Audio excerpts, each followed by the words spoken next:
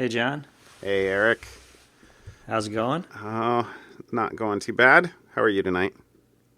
Good. Mostly Security episode 54. 54. Getting up there. So, you teased me earlier today.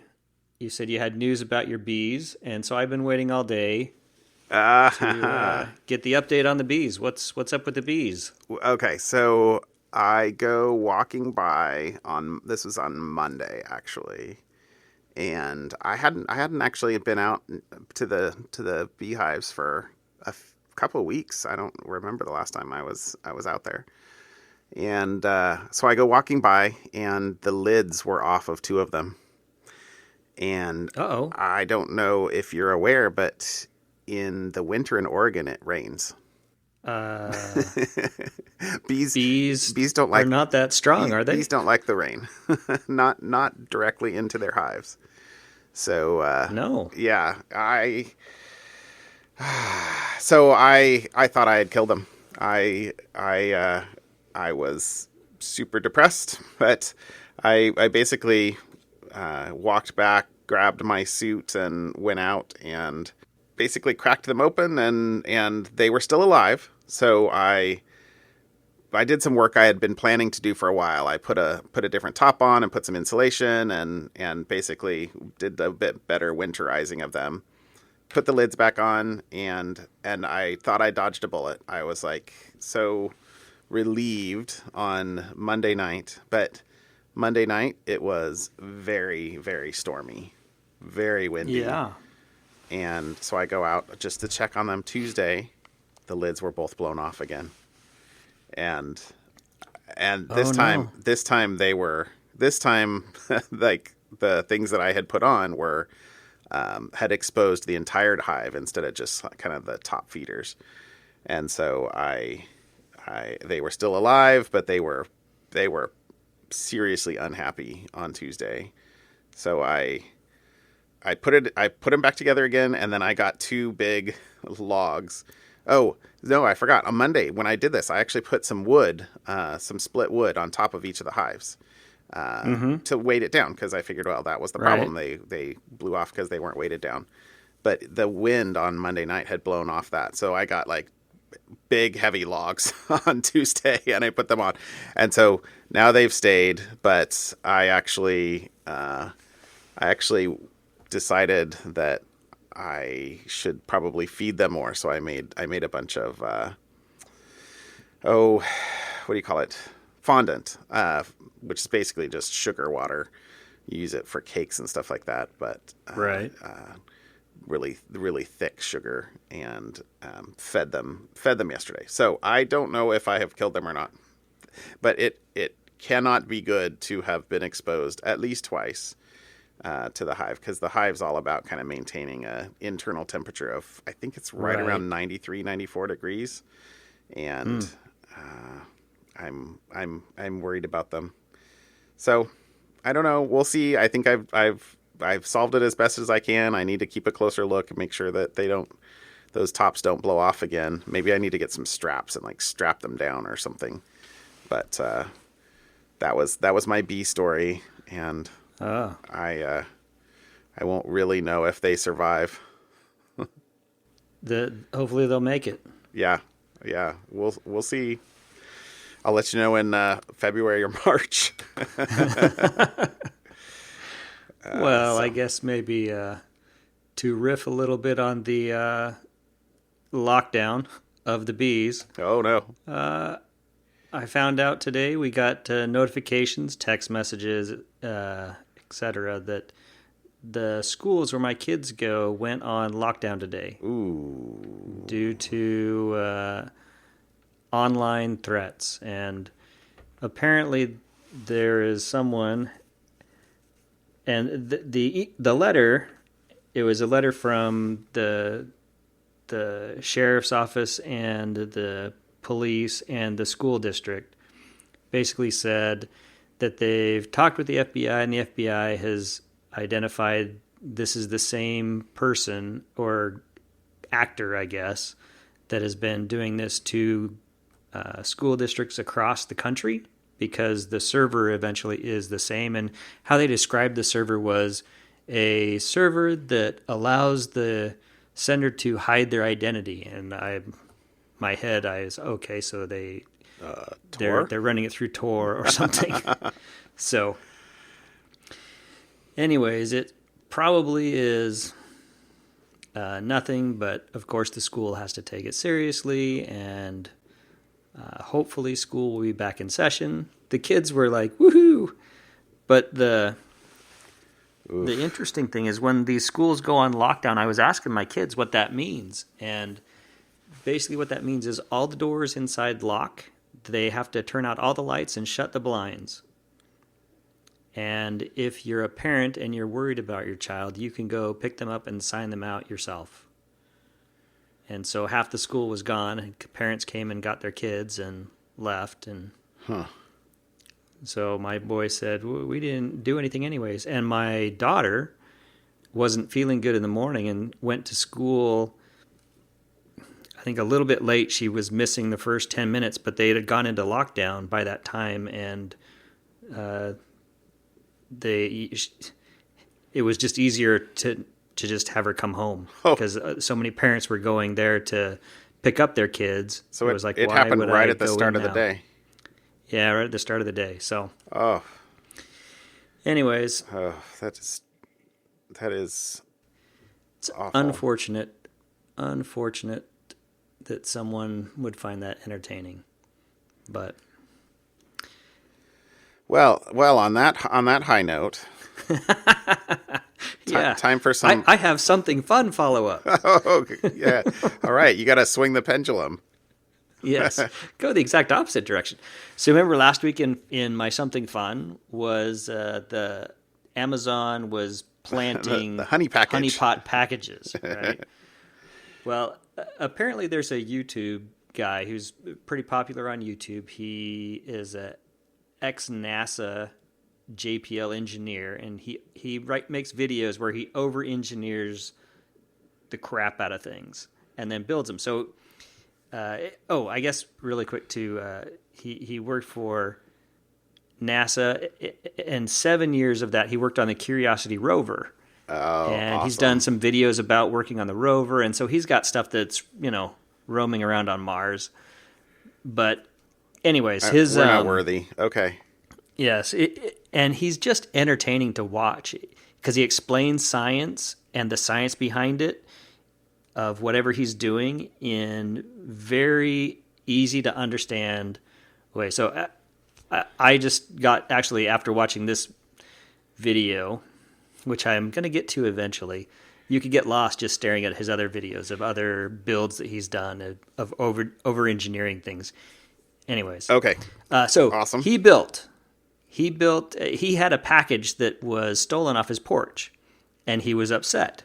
And so he thought, well, I'm going to figure out a way to build a package that will catch the thief.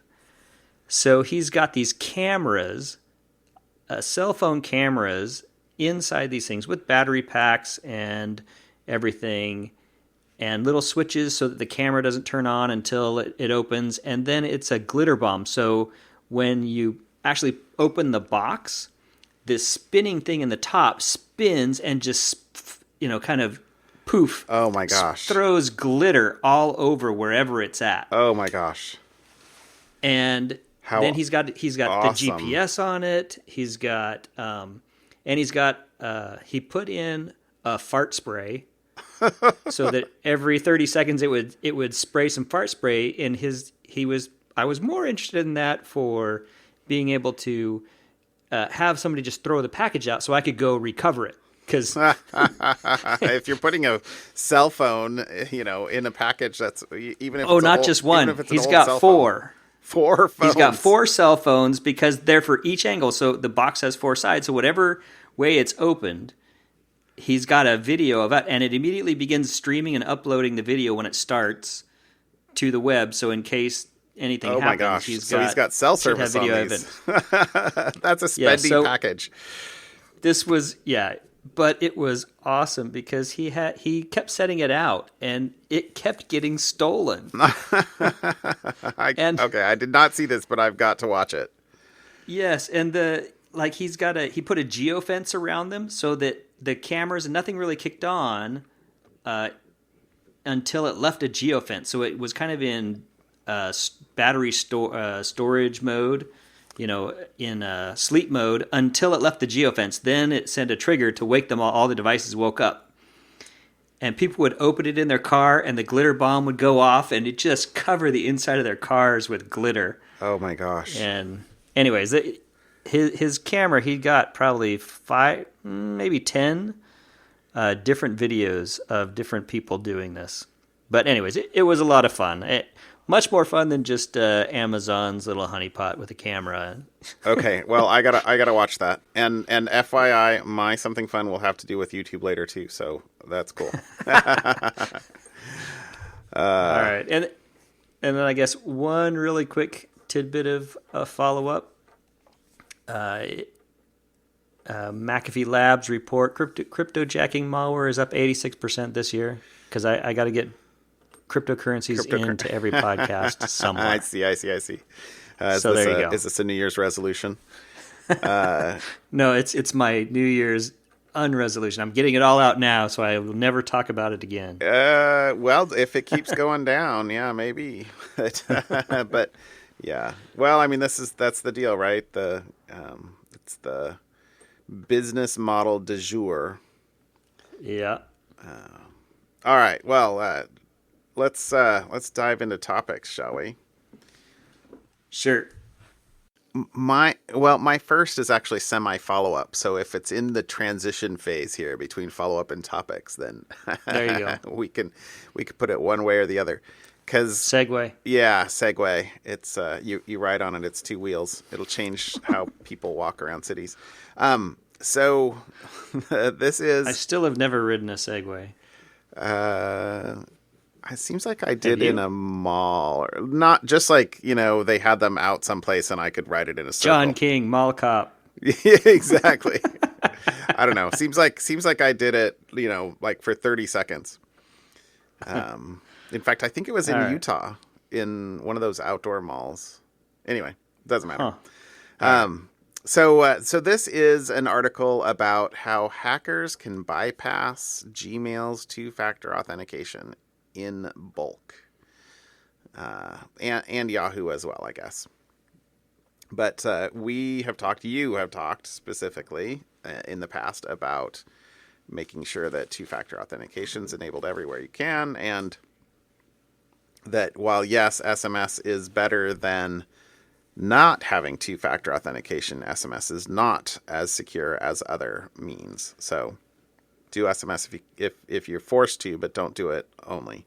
And this article basically uses not the article. The article describes the attack, but the attack has basically a 2-part fish where they capture the second factor by basically getting the user to enter the second factor to them. So, you click on the phishing page does whatever it needs to cause a Google or Yahoo text message to be sent, and then takes you to the second page that says you should have received a code and please enter it here.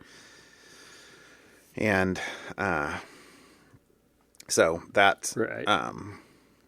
So like last week's article, they're not really breaking 2-factor authentication. No. They're I think fishing it out of you. Yeah, I think this used the word bypass specifically, although that's just journalistic maybe language. But yeah, it's not.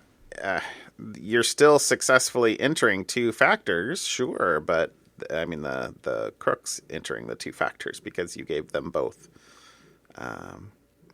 And really, I guess maybe that's because both factors are things that instead of something else about you or that you have.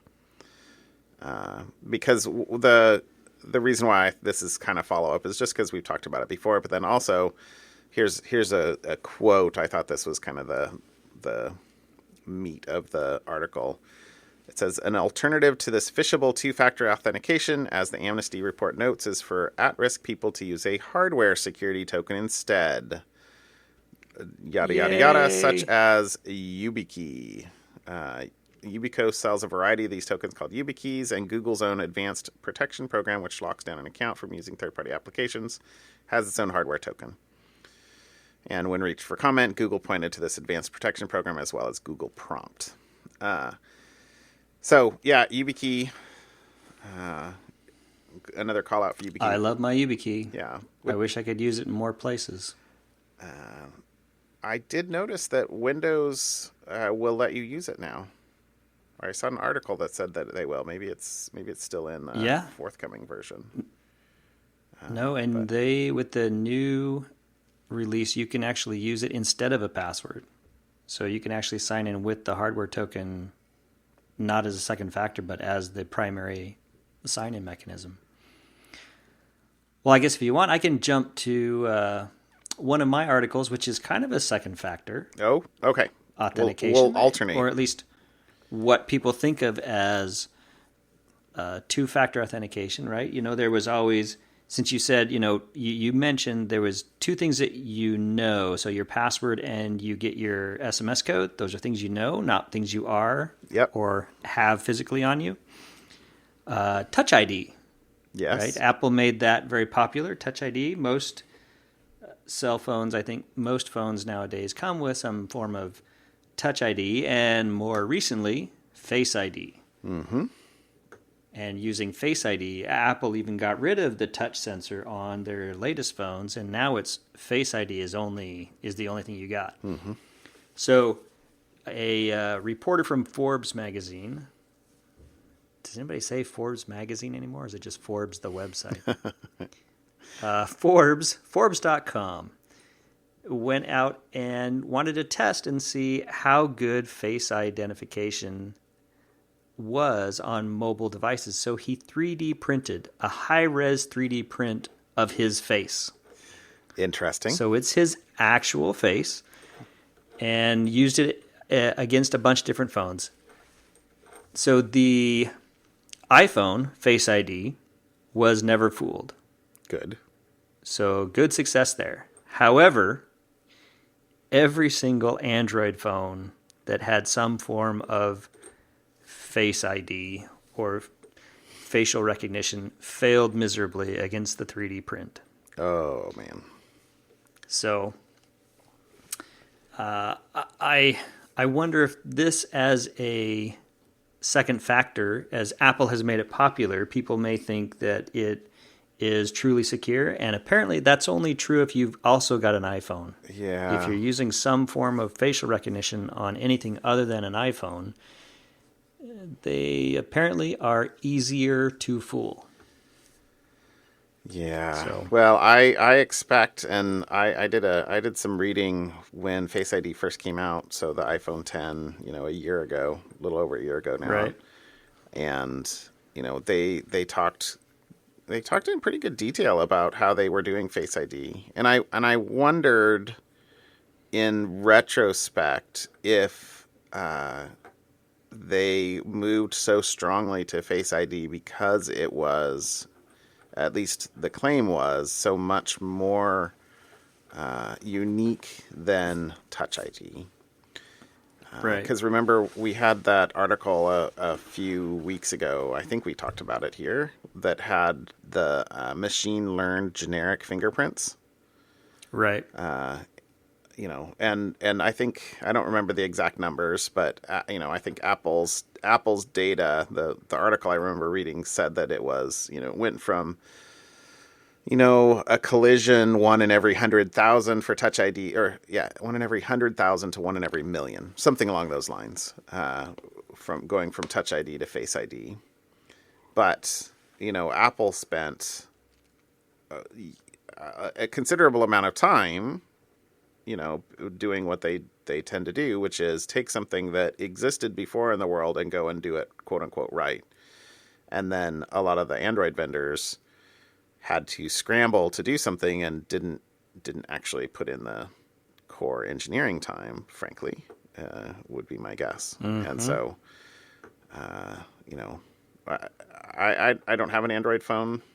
Does Google do that, or does Samsung do that? I believe it's the individual Yeah, I thought so. phone vendors. So I wonder how long before Google just takes ownership of that one and says, "Look, we're just going to do it." Does it well. And offer that as a feature of Android. No, I would expect Google themselves to do it well, but frankly, and I'm sorry if there's any Samsung apologists that listen to this, but I would expect Google to do that well. I would not expect Samsung to do that well. All right. Well, so that was that's interesting, especially the 3D printing your head.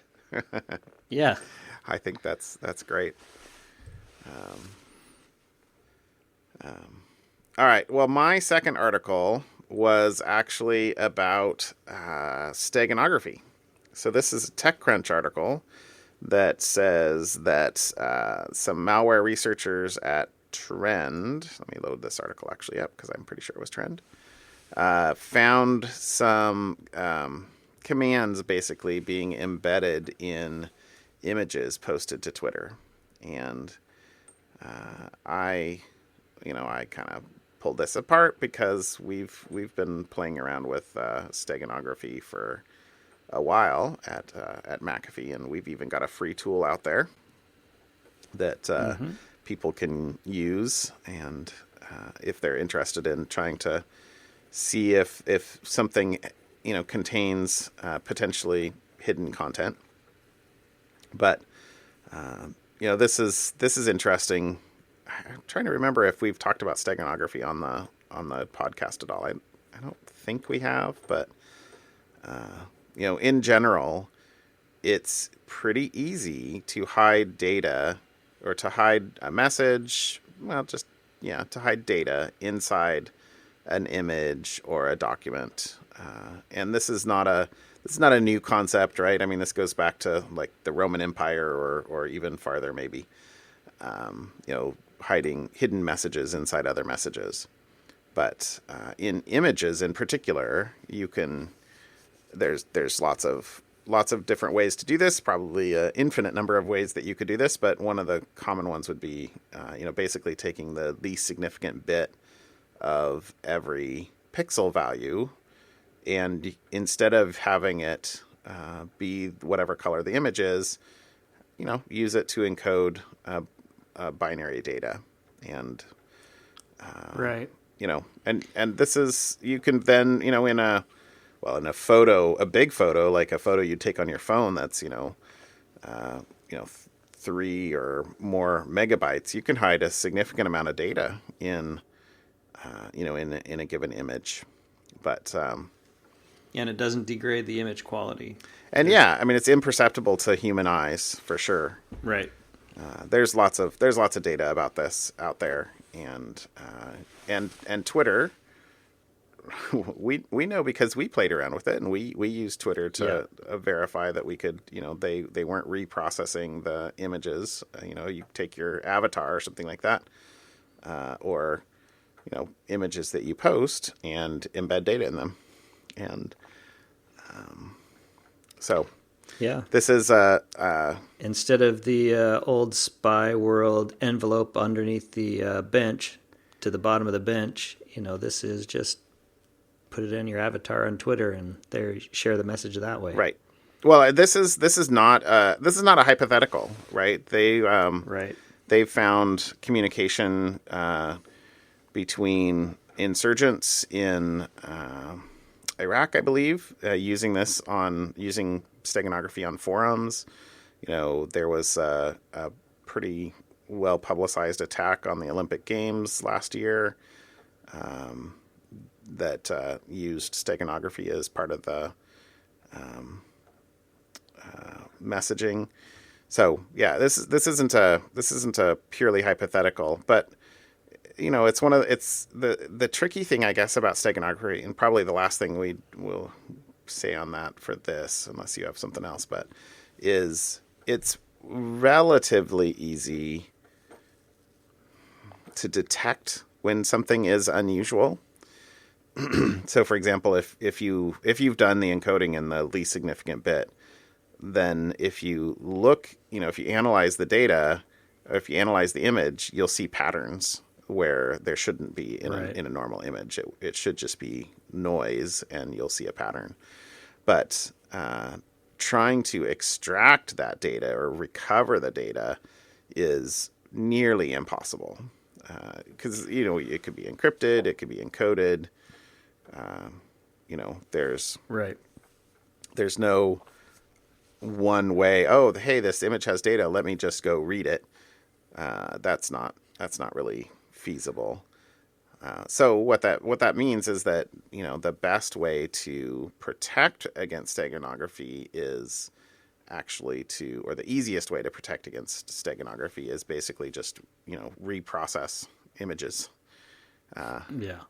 Re-encode them, and that should wipe out most data.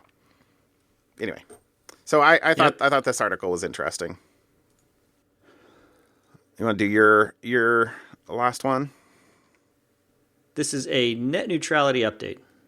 Not really a net neutrality, but kind of along those lines. So imagine you get up, go to your computer in the morning, load it up, and it says you can't get online until you watch this ad.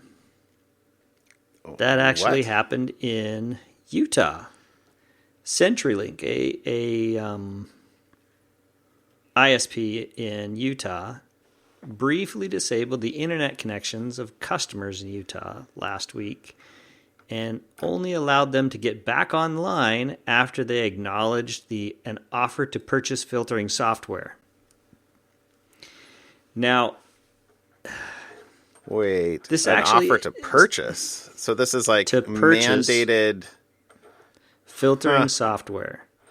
So, and CenturyLink claims that they were required to do so by a new Utah state law that says ISPs must notify customers of the ability to block materials harmful to minors. So apparently in Utah law, it says, hey, ISPs, you have to somehow tell your customers, you have to, have tools to do it, and then tell your customers a way to block material harmful to minors if they want it.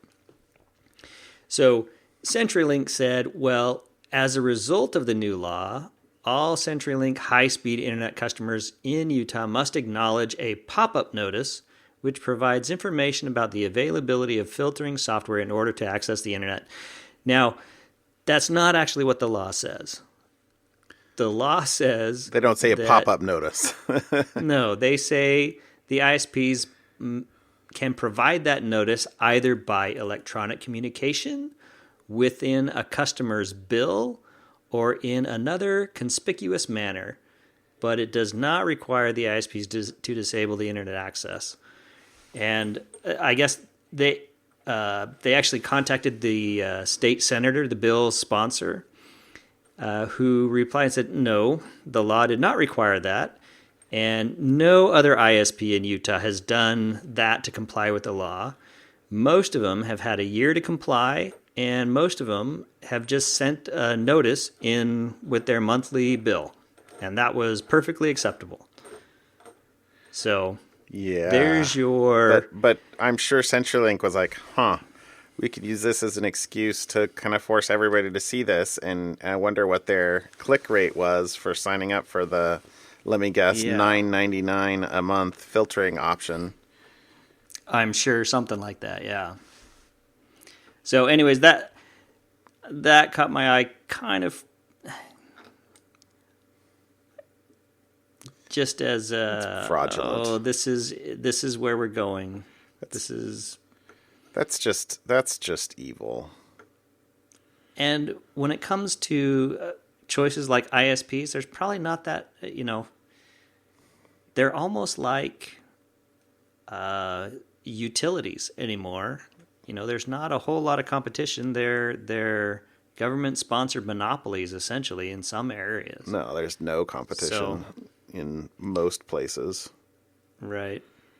So it would be It's not the lesser of two evils. It's like the competition for how bad can the lesser of the two evils be? Right, because it's not like I can say, well, I'm going to vote with my dollars and walk away from CenturyLink because I don't like how they behave. That's your choice, probably. Right. Yeah. And you can choose not to have not to have high speed access. right, because satellite internet is not an alternative. I'm sorry, everybody. Oh gosh. No. Or anybody that tries to make the argument. There's plenty of competition when there's not. I would dearly love to have some competition. Everything comes back to my internet access or lack thereof. Sorry, it's just it's still an open wound, and will be so until I can get 5G, I guess. Maybe. Yeah, then maybe there'll be some competition. Well, I'm just gonna hold my breath for 5G. All right. Well, I got one more topic. So we got a bunch of relatively short topics today. We're kind of trying to fit them all in. So this is something that was announced just today, I think. Is the Windows announced a sandbox. So this is an article on the tech community, Windows, that is describing a feature. Let's see, it will only be in Insider Build 18305 or later. So Windows 10 Pro or Enterprise, Insider Build 18305 or later. And basically, this is a way that if you have an executable that you want to launch, you can launch it in a virtual environment, essentially, a sandbox, and nothing that it does will persist. And so there's actually a couple of decent technical details. And all I've done about this is read this article. But I'm definitely curious to think of ways that that we can leverage this as a security vendor in the future. Because, as you know, we're doing some other stuff with Defender. So, this is the nice thing about this is that they talk about how they get a little bit of performance. So by not, since it's essentially a private version of Windows, they don't want you to have to boot the machine when you try to run an executable. So they have what they call a dynamic base image, and the basically links that can't change. So in the dynamic image, they're links, but that allows essentially the host file system to change as Windows gets upgraded, but it can't be changed inside the VM, essentially VM. And you don't actually need to be running a virtual machine. This isn't a quote unquote official virtual machine. So this is interesting. Is this like, so we've talked a bunch about Apple's sandbox apps are all sandboxed.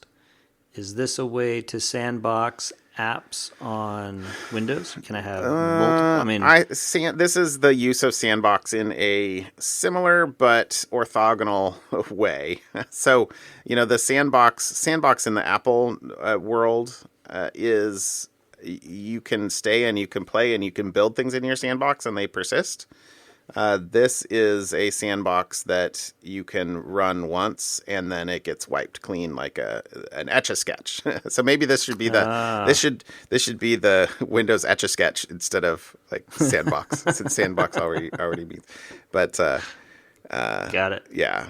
So no persistence here at all. So this is interesting, and actually that's one of the things that I'll be most curious about is, as a security vendor, one of the features that we have in our latest endpoint products is something called deep remediation, which basically tracks a process behavior And then if it's convicted, post-execution, obviously, if it was convicted pre-execution, there's no behavior to track. But if it's convicted post-execution, we roll it back. Being able to launch under a sandbox for something that's untrusted is very interesting as a feature. But if you do that, then nothing that thing does will be able to alter the system. Presumably, it'll yet to be seen if there's any gaps or bugs or anything like this in here. But so if if it's a program that you do want to be able to make changes, which most programs you do, then that might be a very poor alternative to run it in a sandbox for an unknown binary. But anyway, let's pop stack here a little bit and say that this is a very interesting feature for Microsoft to be announcing, and I think this will have some good implications for overall computer security going forward. So I like this. Cool. We'll jump to something fun. All right. Let's do it. What do you got for me? So mine, very short. I was checking my, came across my Twitter feed, which is hilarious because it's a Twitter account that I follow already. But there is a Twitter account called Terrible Maps. Okay. And I think these maps are hilarious because they have it's various maps around the world, and then a legend or a description of the map that makes them terrible. So, for example, there's a picture of Antarctica. I'm looking at this right now. Continent because it says this is south, and then all around the whole rest of the Antarctica is north, other north, north again, more north, still north, also north. Because if you're in Antarctica, everything is north. That's funny. Depending on where you're standing. There's another one like countries that have won the Super Bowl, and it's got a map of the world, and only the U.S. is highlighted. Let's see, moon on the flag versus flag on the moon.